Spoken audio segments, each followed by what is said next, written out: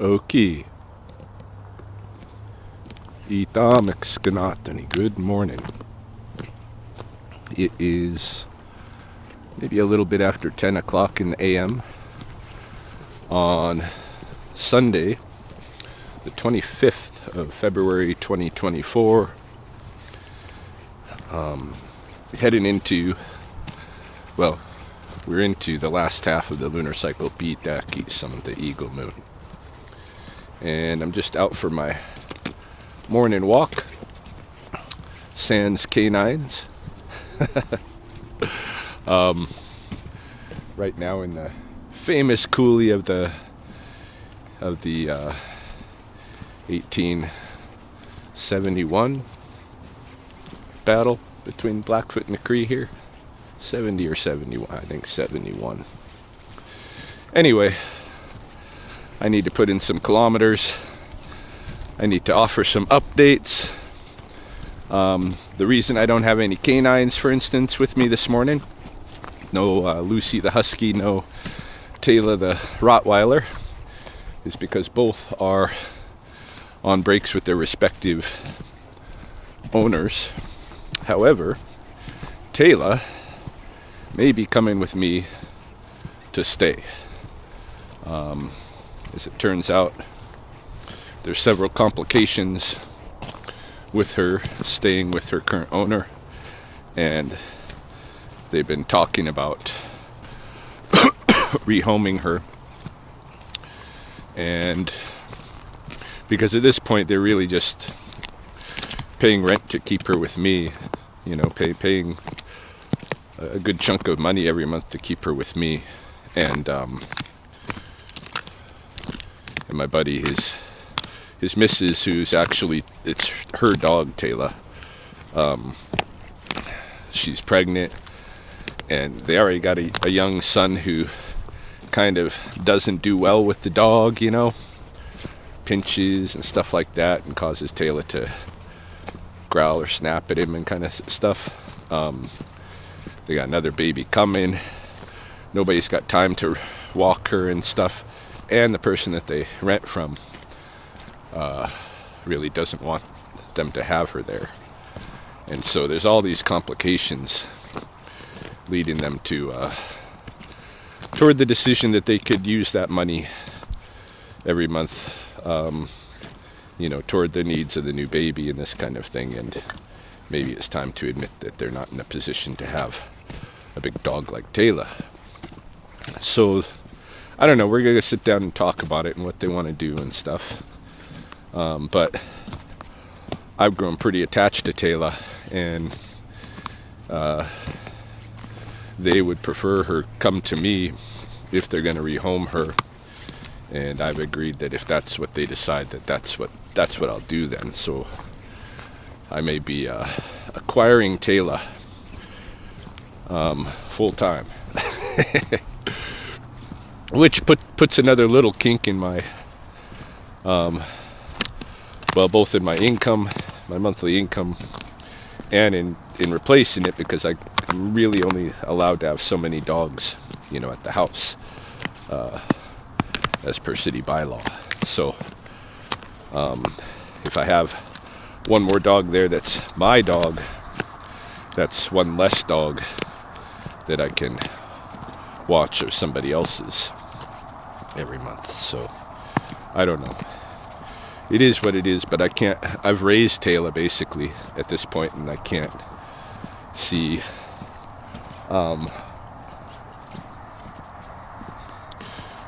letting that opportunity go to where she has to go to a whole new family, learn whole new people, and who knows what kind of situations, you know.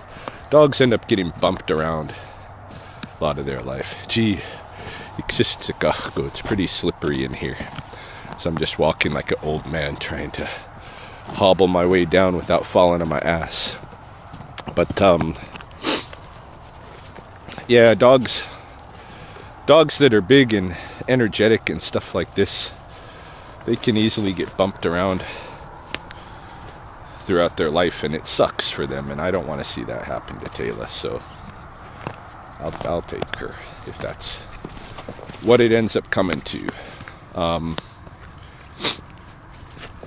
also kind of on foot today. Literally. My truck has been having problems with the coolant system. It's really just an ice road here. Yeah, my truck has been having coolant issue problems. Chris first noticed it maybe 3-4 weeks ago. She drove to work one day when I was afraid for her taking her car with its bald tires. And when she got back, she told me she noticed there was a burning smell.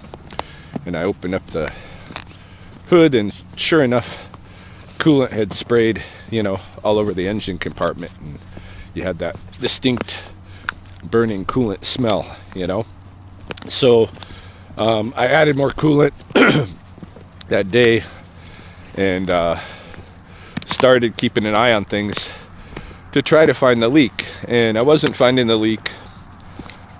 Things were getting pretty bad where it was leaking. It wouldn't leak in spot where I park, but as I was driving, it would leak. And I was looking for hoses, anything. Where's this leak? Couldn't figure it out. But I noticed that the reason that it was all over the engine compartment was because the leak was hitting the fan. And so I started thinking maybe it's coming right out of the radiator itself, which would be bad. And so I was starting to think I got to bring it to a shop pretty quick.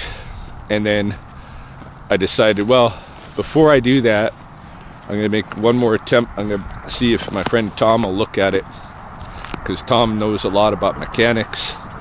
He owns his own shop, but he doesn't like to do a lot of mechanic work these days,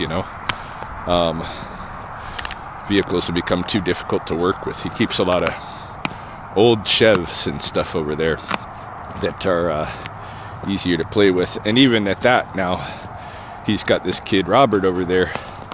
Robert's a apprenticing mechanic. His dad owns his shop, and he really knows his stuff. And so he's doing all the mechanical work on Tom's fleet of vehicles and stuff. And this is what brought it over to him.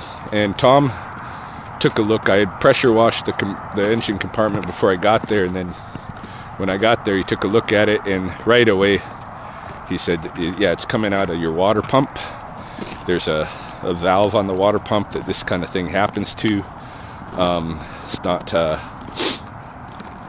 big surprise, but you gotta get a new water pump. So I went sourcing a new water pump. The least expensive I found was on Amazon for $130. Ordered that, and had to wait 2 days for it to come in. And then I brought it over on Friday for this Robert kid to look at, and replace the water pump.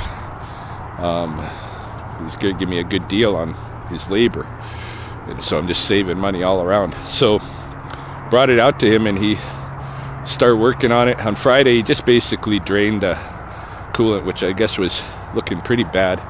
And then meanwhile, I went off to Calgary, Mohkinstis, with Chris and her brother Brett. We went up to go watch the Ice Cube concert. And so while we were up there, I figured the truck could be worked on, and on Saturday when we came home, I could just go over to Tom's and pick it up. But as we were coming home, it wasn't till kind of later in the afternoon, I was talking with Tom, and they had run into complications where the water pump was changed out, but the fan and the fan hub, they were having issues with, and they couldn't get the fan off of there and stuff. And even with a torch, the stuff was too tightly threaded in. I forget what he said that they had used, the manufacturer had used to fucking bond it in there, but couldn't get it off. And starting to look like I need to replace that part.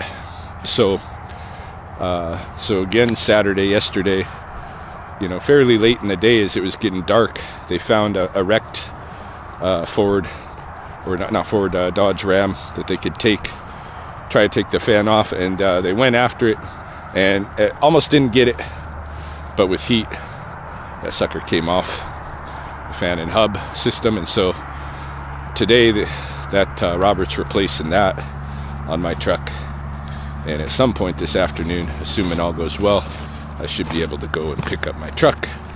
And yeah, I'm happy with the repair, even if having to leave it a few days and stuff.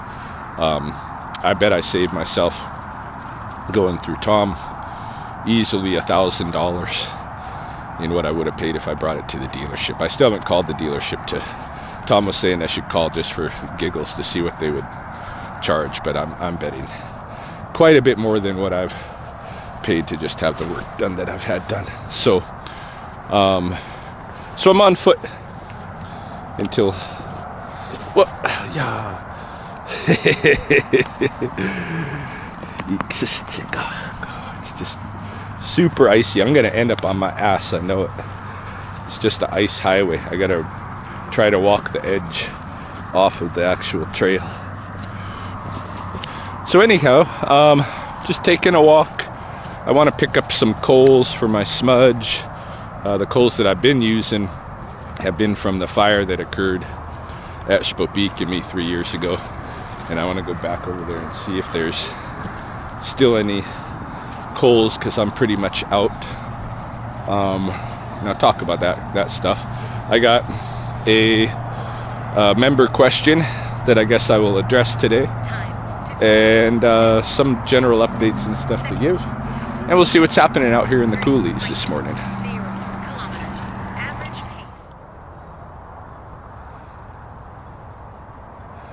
Pretty quiet down here on the riverfront this morning.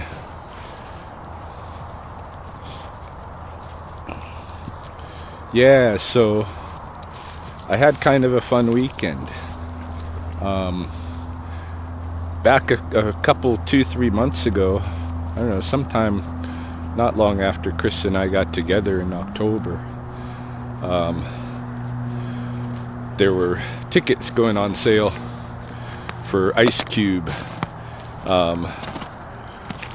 He was gonna come put on a tour in Canada, and he's doing that right now. So one of the places he went was to the Tsutina Reserve up by Calgary, to the Grey Eagle Hotel and Resort Casino.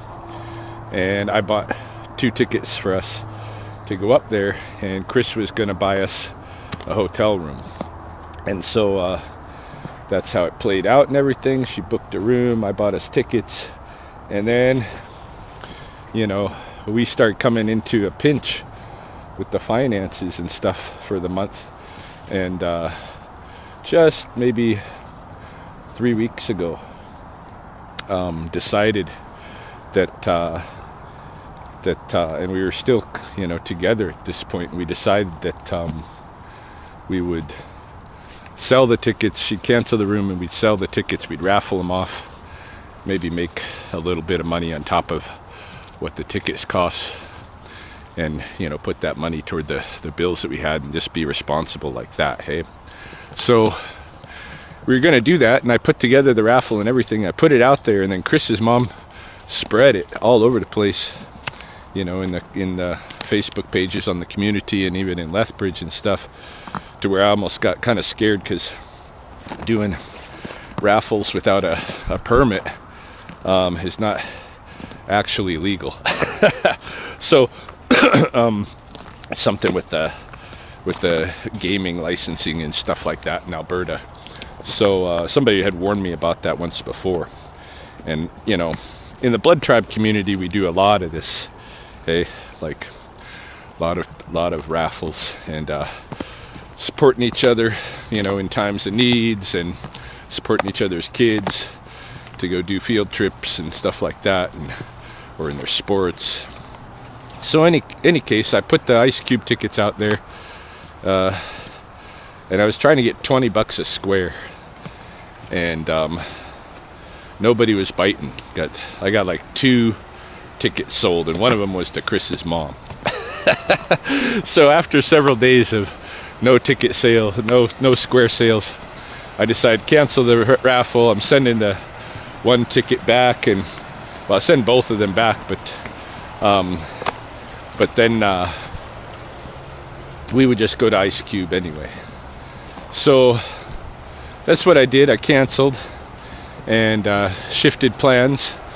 Intended to go to Ice Cube, and then, you know, me and Chris had our thing, and she moved out, and then she was like, well, what do you want to do about Ice Cube? And I don't know, because I got dogs to watch and no money, and my truck is having problems. So I told her I just can't go, but I'll transfer her the tickets. She could take her brother Brett. So that's what I did. I transferred her the tickets, and then come like Wednesday or Thursday, something like that, I was messaging with Chris, and she was saying she might not want to go to the show. She's just kind of tired and didn't want to really go run around and do that stuff. So I was like, well, if you're not going to go, transfer me the tickets back, and I will, you know, look for somebody to run me up there on Friday night, and we'll go see the show. And then she took it like, oh, I wanted to see the show, but not with her. And I was like, no, that's not it at all. I just don't want the tickets to go to waste, you know. If you want, take me up there, you know. So, but I got to come back. I got dogs, and she was like, well, you can bring those dogs. I can have dogs in the room at the Great Eagle. I just got to pay a little extra fee. So I ended up doing that, bringing 2 big dogs that I'm watching, and going up to Great Eagle. Had an absolute awesome time at the concert. It was just, we only had the 2 tickets, so it was just me and Brett that went in there.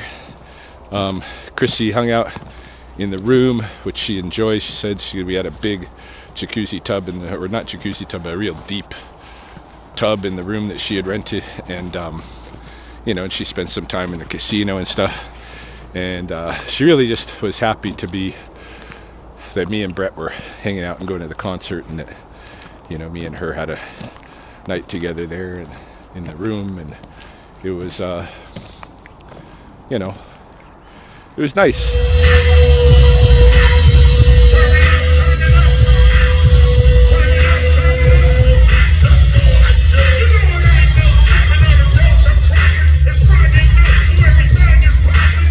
But now coming back home, you know, I can't say that I know what's gonna become with her and I. Right now, I think, you know, we're not together, but we're still care about each other and are seeing each other. So, oh, my little phone is going off. We've gone 3 kilometers already. Oh no, 4 kilometers. So yeah, I don't know where things are going. She has a bunch of different complications that I'm not going to talk about, because they're just like, that's her business and stuff. But she has a lot going on in her life too, that's stressing her out. That you know, my situation is just a complication. She would love to be with me if we could just be alone, you know, and that's just not something I foresee happening right away, or even, like, I don't know how far in the future, but I need my roommates for now, you know. So we'll see what happens with that, but I had a really good time at the show. Wish I could put on all the clips that I had here and still keep this video monetized, but you know how YouTube is. Hopefully I won't have ice highway along this edge. Doesn't look like it. Looks like it's melted off up this way.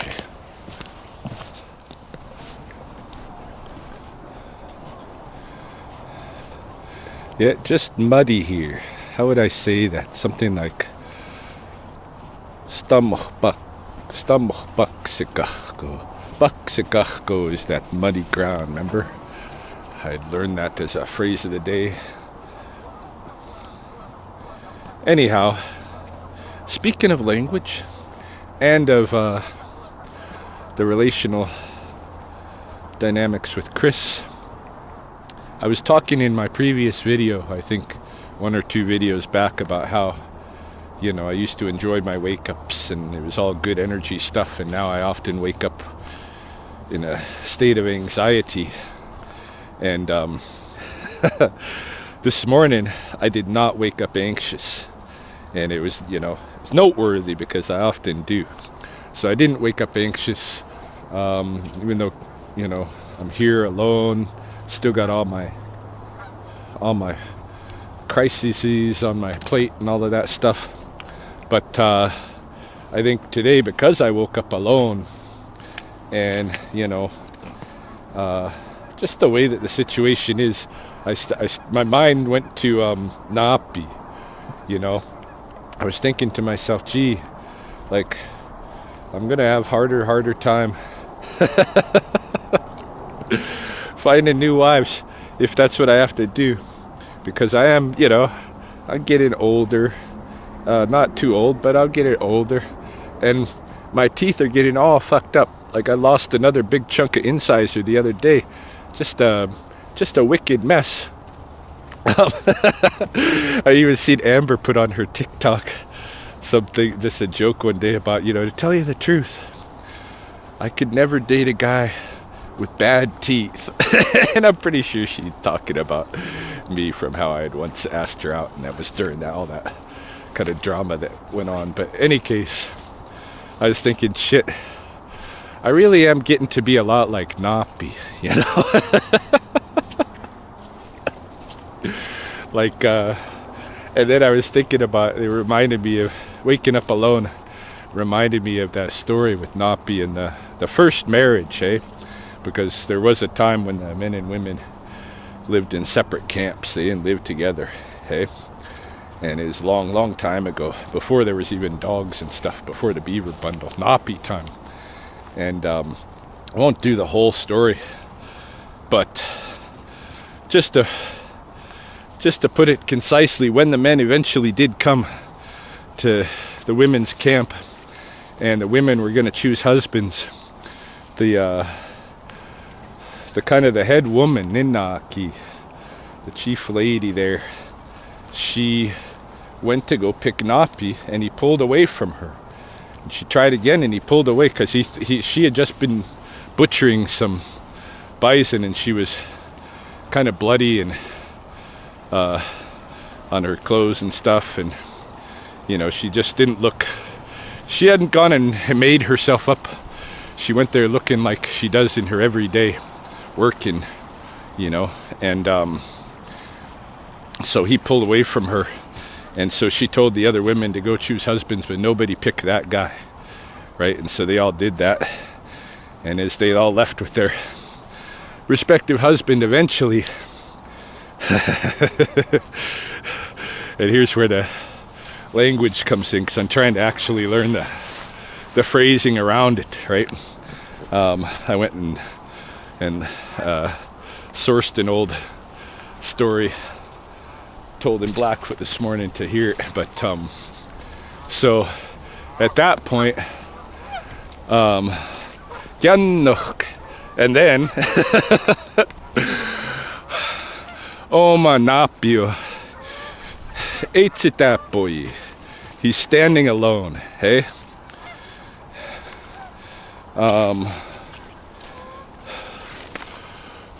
Otsitanik Omi Ninaki Anni Kitsitapois Istahtokasit. So she's saying, then that chief lady told Napi, told him, now you're gonna stand here. You're becoming like a lone pine tree, hey? And this is how people would used to, like, if you went to social dances, like powwows and stuff, they used to be called Kipaskan, women's dances. Women might choose a man to dance with, and the guys that didn't get chose, you know, are are the lone pine trees. So yeah, so this morning I'm feeling like a lone pine tree, and feeling like a Napi quite a bit, but it is what it is.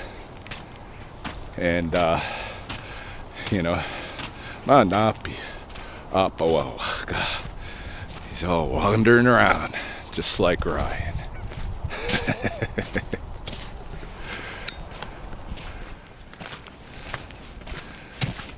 I was out here the other day with a group of students, like high school students, and I noticed a couple of things that I'm going to talk about today. But one of them, when we passed by this area, I just noticed this, and this is pretty cool. It's this geocache. It's been in here for several years now, and it's covered with a black kind of canvasy tape. And I noticed when we came by, look at the lichen growth. I've never seen that. I've never seen lichen grow on I've never seen it grow on plastic, and I suppose it's not growing on plastic, is it? It's growing on organic material. The whatever that tape, whatever kind of cotton or whatever that tape is made from. But it's interesting. It's taken on these same, this is some kind of a sunburst lichen. I'm not sure what the gray one's called. I should know all of these. They're so common. The same ones that are on these choke cherries are hopping onto this, growing on this. That's pretty cool.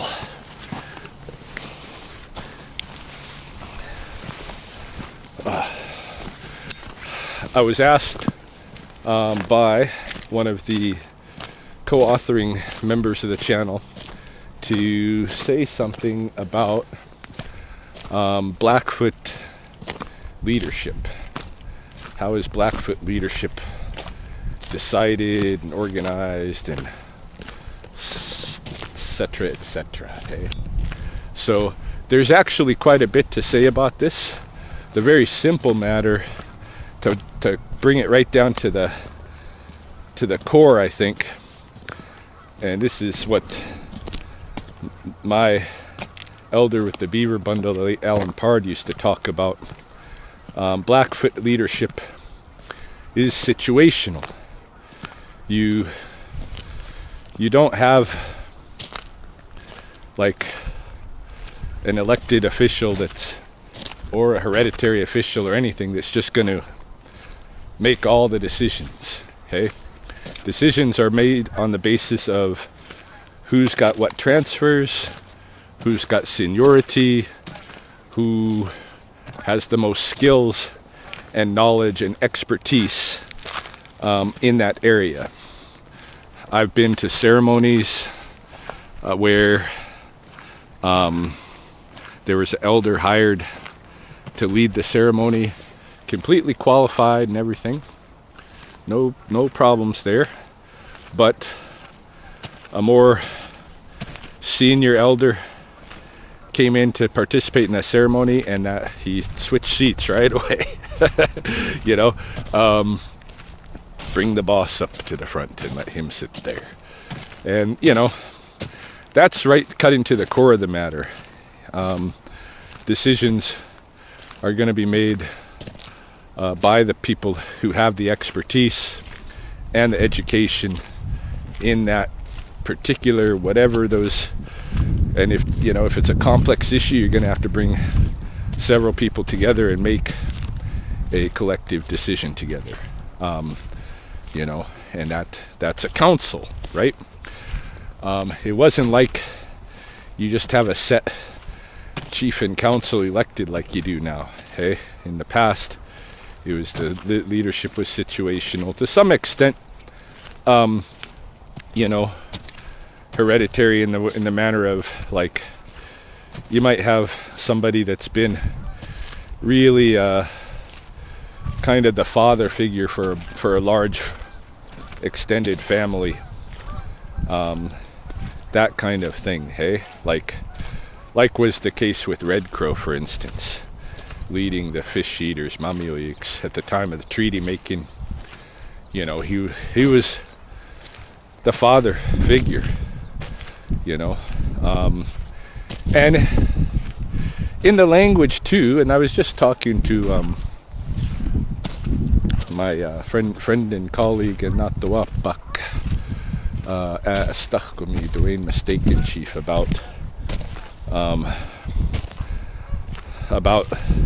some of the language, like even simple Blackfoot language like Ninna. Ninna means man, means, I mean, it's used today to mean man, to mean leader, to mean chief. You know, when I was just talking about the leader woman who was talking to Napi, Ninnaki is a leader woman, hey? But that's, calling it leader or even man or anything like that is actually a mistranslation. And what it really is referring to, and it's kind of a metaphorization basically, or a not a metaphor, a metonymization. It's taken part for whole.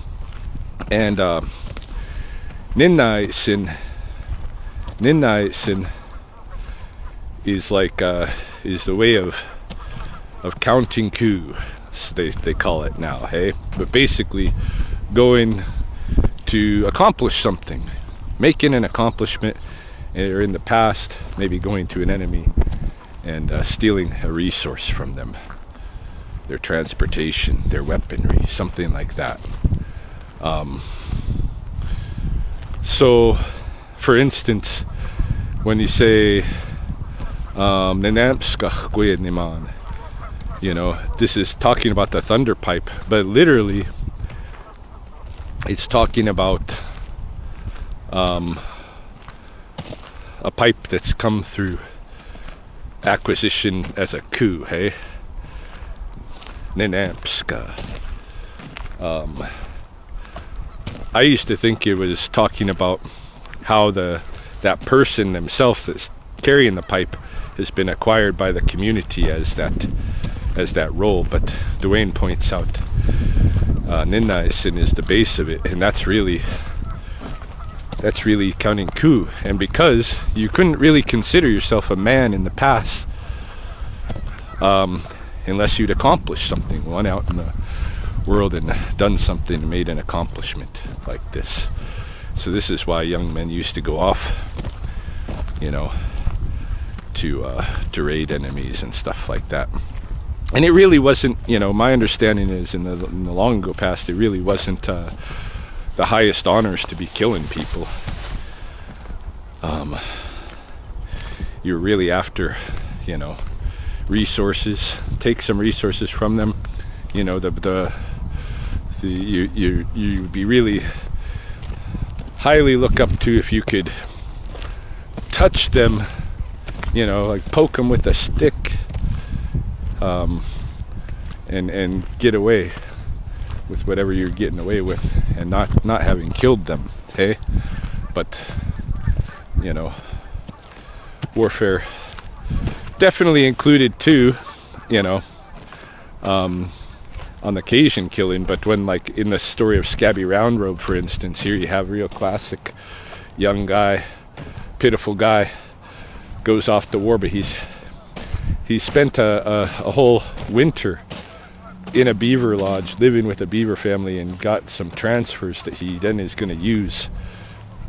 And he does when he fights this guy at one of the river crossings, Soyopoachka, and kills him, and then drags his body upstream away from the warriors. Figured he'd be going downstream, so they all went down to try to, because the first 4 guys to touch them, the dead body, is that's a coup, hey?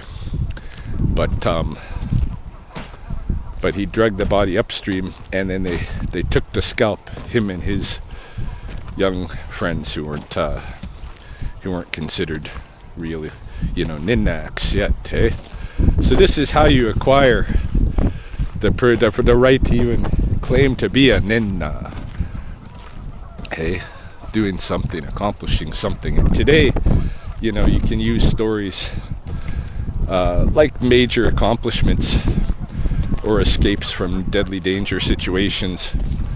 You know, I've heard guys tell stories of near fatal car accidents, or, you know, encounters with grizzlies or this kind of thing.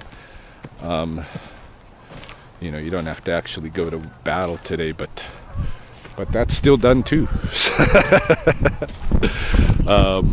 In fact, a lot of elders lament that there's not going to be enough actual war stories in the future sometimes. But yeah, that leadership, that leadership titles, it really comes down to you know, being accomplished. Okay. Mamiatsikimi. There's a male singing to me here. I can tell from his song. I have beef jerky. Oh, he's missing his tail feathers. Where's your tail feathers?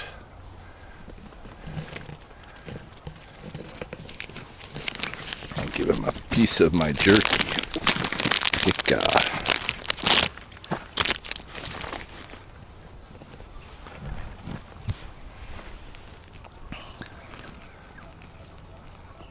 Sapi. Amo ikito.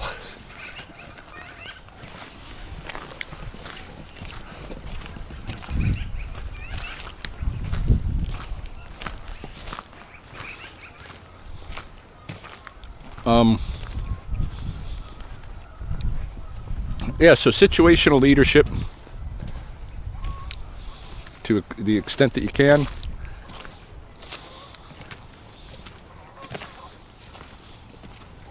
And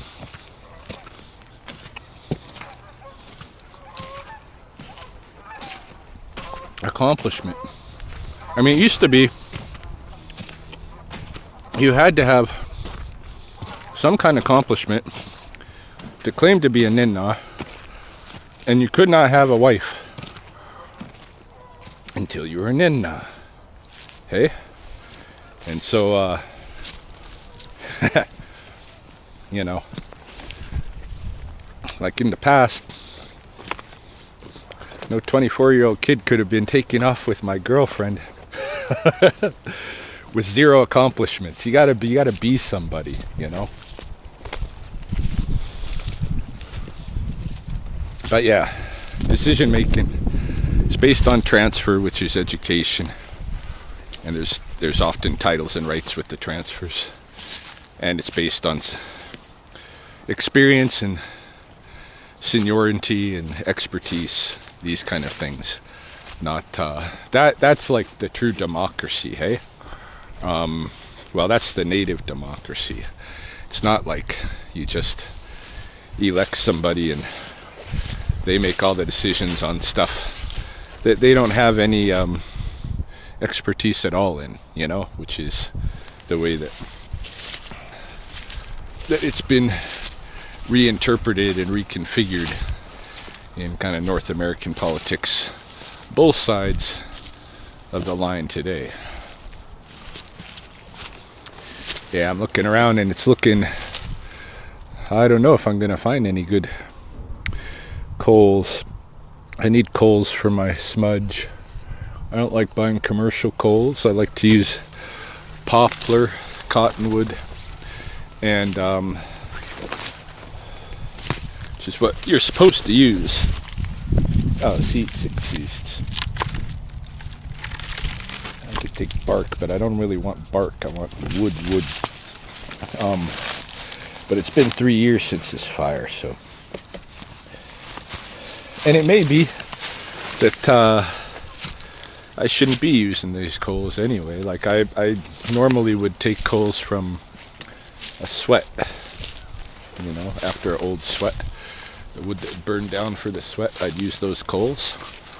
And, you know, basically as part of the continuation of whatever the purpose looking forward from the sweat was until the next sweat, and that kind of thing. But and it's not that you have to use sweat coals. You can pull a coal right out of the fire and use it. It's totally legit. I just like to do the sweat thing because it has more significance in it. And that's why I was using the coals from out here, from the fire out here, because I've been so connected to this place, to this particular forest, to the trees and animals out here and the other plants and stuff that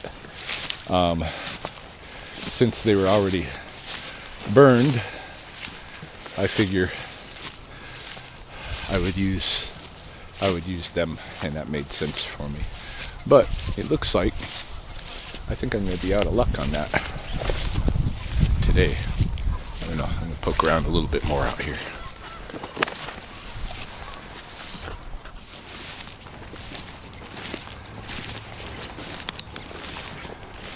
Yeah, no luck on coals.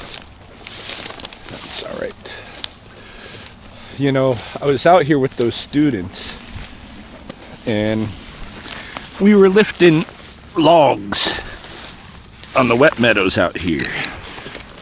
We were looking for insects, arachnids and vertebrates in general.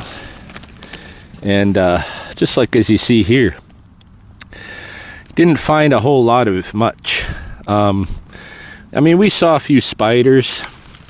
We saw one meadow vole. Saw some sow bugs. Yeah, the different type of spiders, tiny little wolf spiders, and ground spiders, and little running crab spiders, just small guys. But what was surprising was we only saw maybe 2-3 little mini beetles. Hey, I was really hoping, I thought for sure, lifting logs with those kids, we would find what do you call them?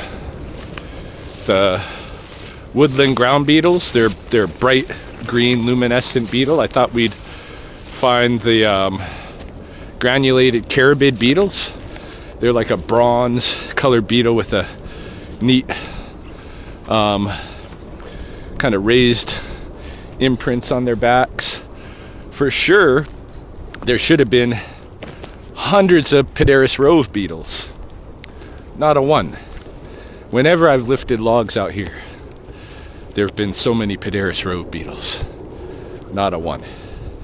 And I'm really wondering what's going on with that, because that's quite unusual in my experience out here. This one's quite frozen.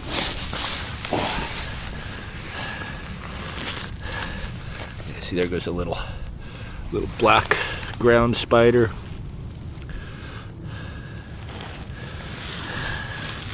Yeah, but there should be so many Pederis Rove beetles and stuff under these logs. And just more in general than we're seeing. I didn't see any dagger moth larvae, there were a few soil centipedes, but not a lot.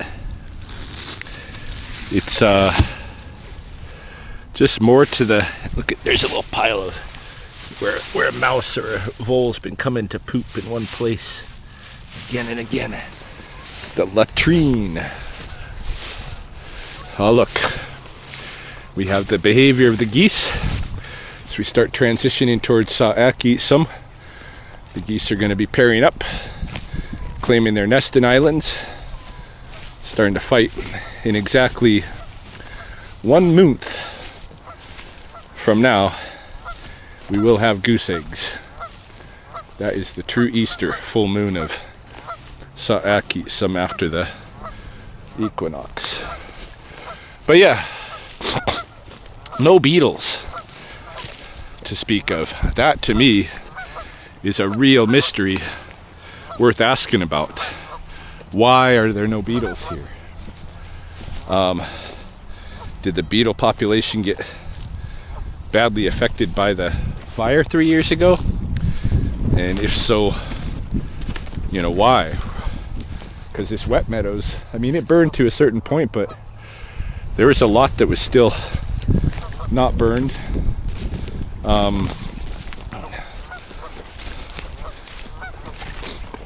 You know, the beetle larvae for the carabid beetles and the woodland ground beetles and all of that, Pteris Rove beetles, they shouldn't have been, all those larvae wouldn't have been in the forest,